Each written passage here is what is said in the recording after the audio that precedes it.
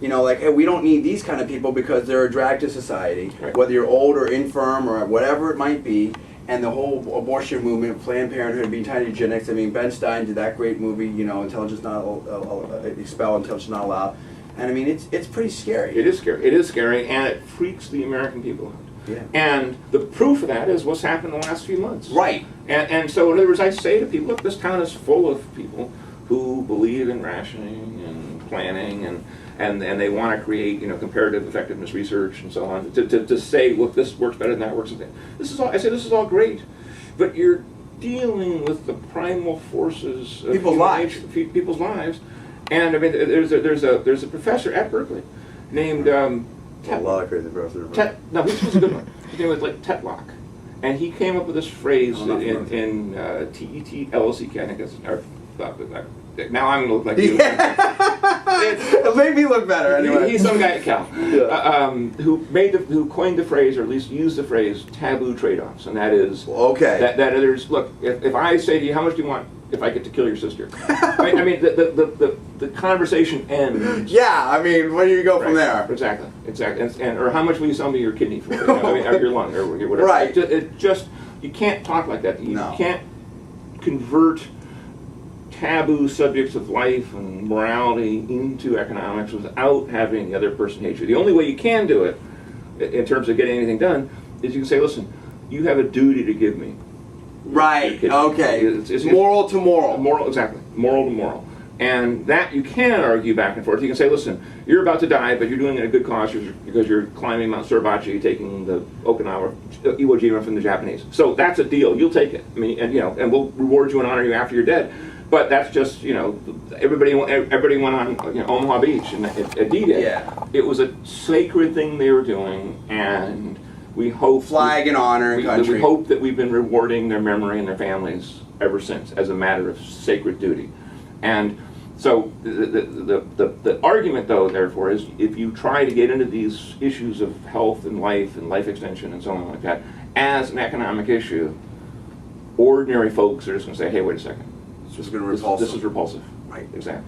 So there's a ton of things that you opened up there. I mean, one thing I want to comment on, and then I want to get your take on something.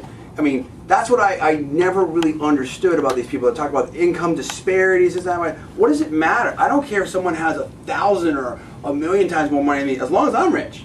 You know what I mean? It's the same with the healthcare stuff.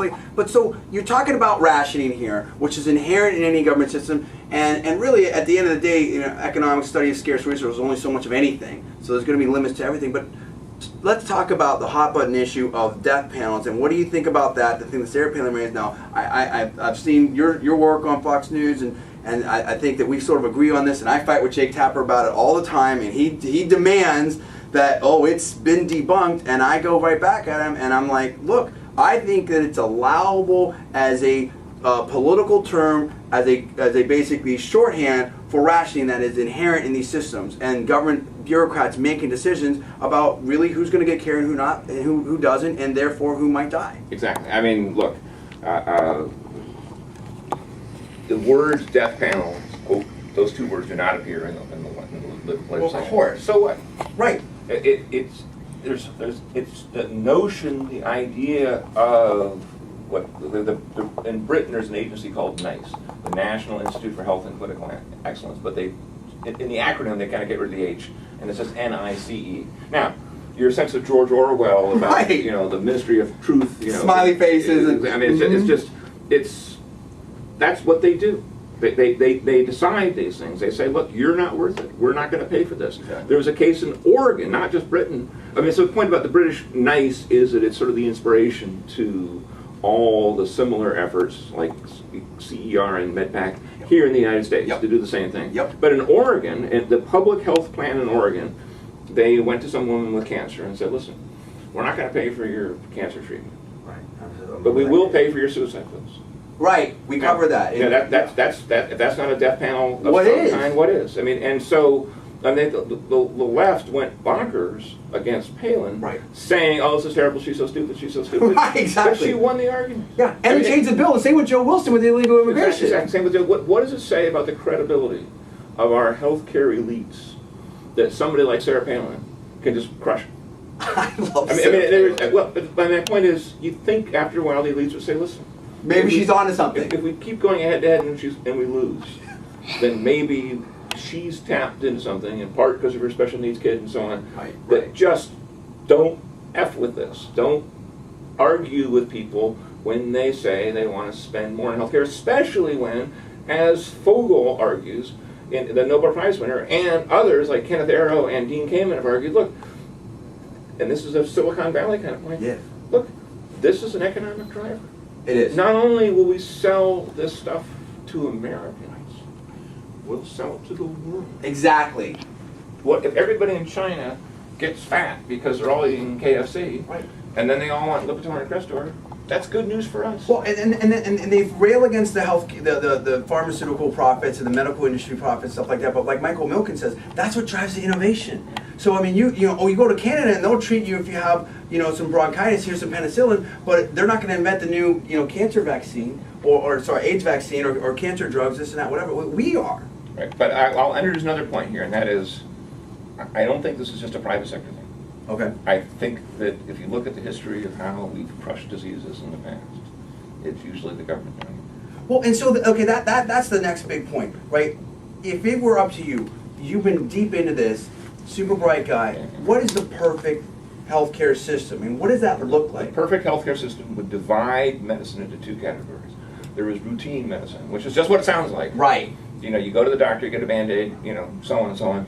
And runny nose, or pills which represent unbelievable intellectual effort long ago, but are now boiled down to something simple, like aspirin. I mean, aspirin was, aspirin didn't grow on trees. No. I mean, it came from chemists, but now it's a generic good.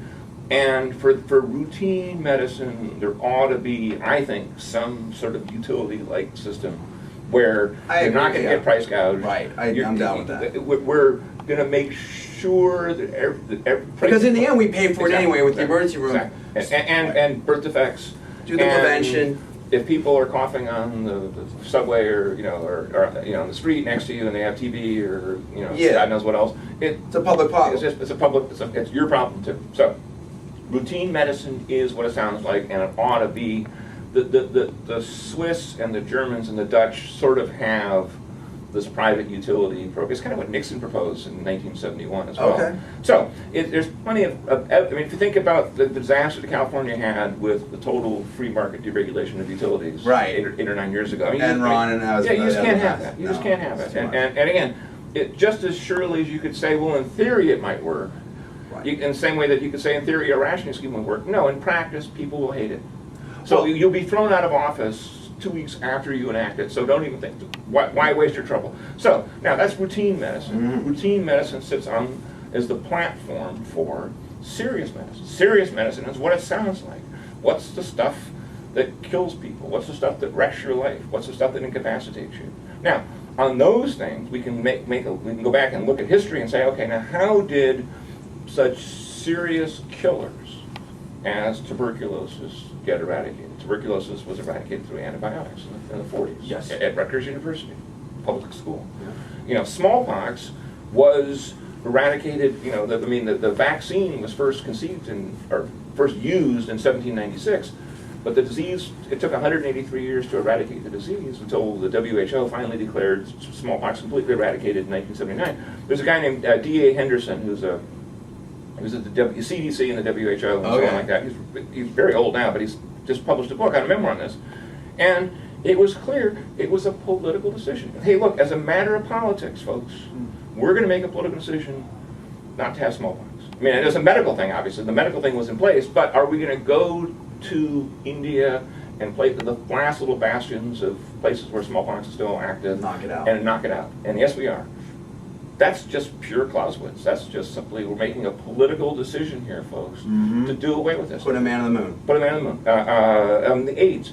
AIDS is far from cured, but from an American public health point of view, it has basically been vastly diminished. Yeah. And how did that happen?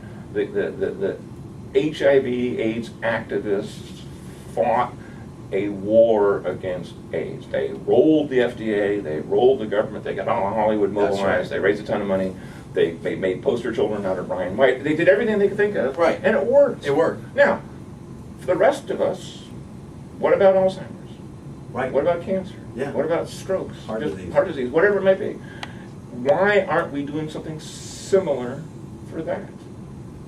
How much would that cost, and what is the public-private mix? Well, it would cost a lot. Yeah. That's a fair statement. Okay. But, you know, and I'm not for, like, formally raising people's taxes, but I am for going to, you know, billionaires and say, listen,